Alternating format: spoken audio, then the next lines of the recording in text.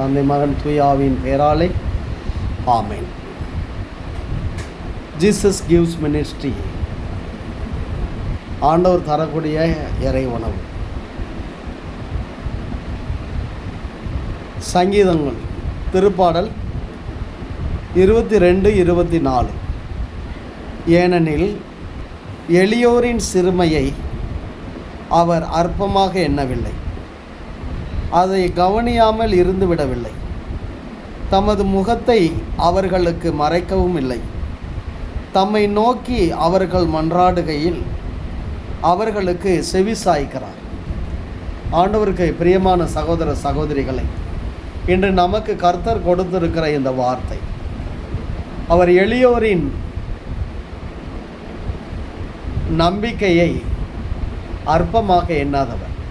ஆண்டவர் சொல்லுகிறார், துன்ப நேரத்தில் என்னை நோக்கி கூப்பிடு, நீ அறியாததும் உனக்கு எட்டாததும் நான் உனக்கு வெளிப்படுத்துவேன் என்று எரேமியா 33:3 சொன்ன ஆண்டவர்.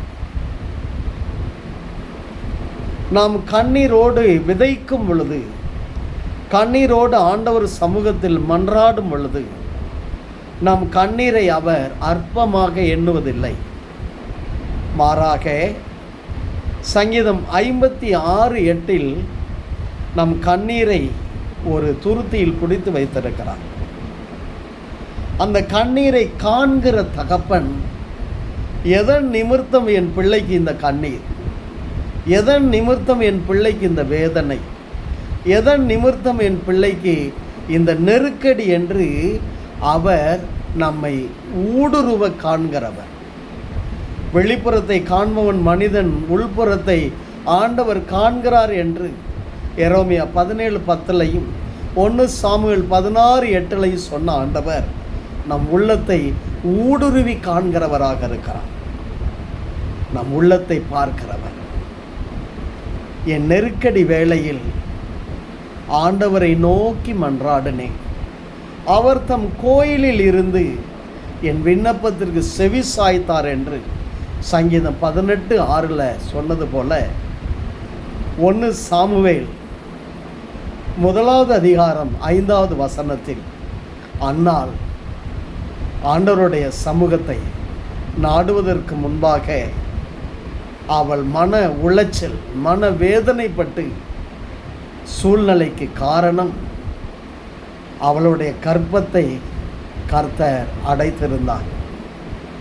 கர்ப்பப்பையை படைத்த நான் அதை அடைப்பேனா என்று 66:9 சொன்ன ஆண்டவர், எதன் நிமித்தம் என் கர்ப்பப்பை அடைக்கப்பட்டிருக்கிறது, எதன் நிமித்தம் இந்த அவமானம் எனக்கு, எதன் நிமித்தம் இந்த வேதனை எனக்கு, எதன் நிமித்தம் இந்த கண்ணீர் எனக்கு என்று ஒவ்வொரு நாளும் நாம் கண்ணீர் விடும் பொழுதெல்லாம், நமக்கு நெருக்கங்கள் வரும் பொழுதெல்லாம், நமக்கு போராட்டங்கள் வரும் பொழுதெல்லாம் நாம் கதறுகிறோம்.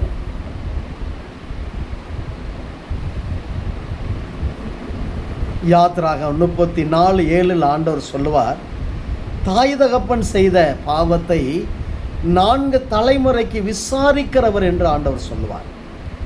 அந்த விசாரணையின் நிமித்தம் ஒருவேளை நமக்கு இந்த கண்ணீர் வந்திருக்குமோ, ஒருவேளை நமக்கு இந்த துக்கம் வந்திருக்குமோ என்று நாம் கதறலாம். ஆனாலும் கர்த்தர் சொல்லுகிறார், அவருடைய கோயிலுக்கு வந்து, அவருடைய சமூகத்துக்கு வந்து அவரை நோக்கி பார்க்கும் பொழுது அவர் மனது உருக்கமுடையவர், மனது இரக்கமுடையவர். மத்தேயு 14:14 சொன்ன ஆண்டவர் அவர் மனது இரக்கமுடையவர், மனது உருக்கமுடையவர், சோர்ந்து போகாதபடி பிள்ளைகளை பாதுகாக்கிறவர். அப்படிப்பட்ட அந்த ஆண்டவரை அன்னாள் அங்கே வந்து பார்க்கிறான். அந்த ஆலயத்தின் வாசலில் அமர்ந்து ஆண்டவரை நோக்கி பார்க்கிறான். ஆண்டவருடைய முகத்தை பார்க்க அவள் விரும்பலை. கண்ணீர் வடித்து வேதனையின் துக்கத்தின் நிமித்தம் அவள் கலங்குகிறாள், மனம் கசந்து போகிறாள். அவள் சோர்ந்து போய் ஆண்டவருடைய சமூகத்தில் உட்கார்றான். 1 அதிகாரம் 10-11 வசனத்தை நாம் வாசிக்கும் பொழுது கண்ணீரோடு ஆண்டவர்கிட்ட பேசுகிறா. ஆண்டவரே, எனக்கு ஒரு ஆண் மகவை தாரும், எனக்கு ஒரு ஆண் மகவை தாரும். அந்த புள்ள எனக்கு வேணாம் சாமி, அதை நான் உனக்கே திருப்பி கொடுத்து விடுகிறேன் என்று அவள் பொருத்தனை செய்து ஆண்டவரிடம் மன்றாடுகிறாள். அவள் மன்றாடி கொண்டிருக்கும் பொழுது அவர் விடுகிற ஒவ்வொரு சொட்டு கண்ணீரையும் ஆண்டவருடைய சமூகம் பார்த்து கொண்டிருக்கிறது.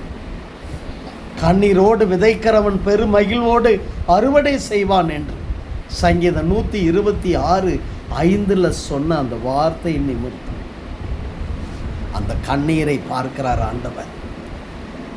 ஏலி என்கிற ஒரு ஊழியக்காரன் வழியாக ஆண்டவரிடம், அந்த பெண்ணிடம் ஆண்டவர் பேசுகிறார். ஆண்டவருக்கு பிரியமானவர்களே, நாம் சில நேரங்களில் ஜெப ஆராதனைக்கு போகும் பொழுதும் ஆலயத்திற்கு போகும் பொழுதும் அந்த ஊழியக்காரர்கள் வழியாக கர்த்தர் பேசுவார். அதே போல் அந்த ஏலி வழியாக ஆண்டவர் பேசுகிறார். நீர் அவரிடம் வைத்த விண்ணப்பத்திற்கு கர்த்தர் உன்னை ஆசீர்வதிப்பார் என்று அவர் 14:1 சாமுவேல் 1:17 சொல்லி அவரை அனுப்புவார். 19-20 வசனங்களில் நம்ம வாசிக்கும் பொழுது எல்கா வந்தா ஆண்டவரை மீண்டும் தரிசித்து அவள் செல்லும் பொழுது ஆண்டவருடைய சமூகத்தை பார்த்து சொல்லிவிட்டு போனார். கர்த்தர் அவளை நினைவு கூர்ந்தார். நினைவு கூர்ந்து அவள் என்ன விண்ணப்பத்தை ஆண்டவருடைய சமூகத்தில் விதைத்தாலோ அந்த விண்ணப்பத்திற்கு ஒரு பதிலை கொடுத்து அவள் கேட்டது போலவே ஒரு ஆண் மகவை அவளுக்கு கொடுத்தார். ஆண்டவருக்கு பிரியமான சகோதர சகோதரிகளே, அதுதான் நம்ம ஆண்டவர். நீங்கள் கண்ணீரோடு ஒரு வார்த்தை சொல்லிவிட்டால் ஆண்டவர் அதை விட்டு நகர்ந்து போக மாட்டார். அந்த கண்ணீரை துடைக்கிற ஆண்டவர்.